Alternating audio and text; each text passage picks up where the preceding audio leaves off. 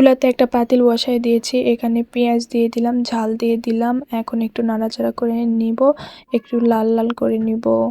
এরপরে এখানে দিয়ে দিব তেল, আর তেল দিয়ে কিছুক্ষণ নাড়াচাড়া করে নিব।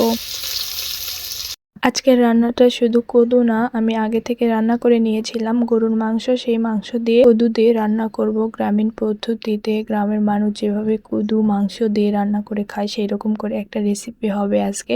আশা করি আপনাদের ভালো লাগবে, আর অবশ্যই ভিডিওটা সম্পূর্ণ দেখবেন। কদুর রেসিপি রান্না করার জন্য আপনারা অবশ্যই কদুটাকে ছোট ছোট করে কেটে নেবেন, কারণ ছোট করে না কেটে নিলে কদু ভালো করে সিদ্ধ হবে না। এরপরে এখানে কদুটা দিয়ে দিব আর নাড়াচাড়া করে নিব, কারণ কদুটা তলে লেগে যেতে পারে। এরপরে সমস্ত কদুটা দিয়ে দিব।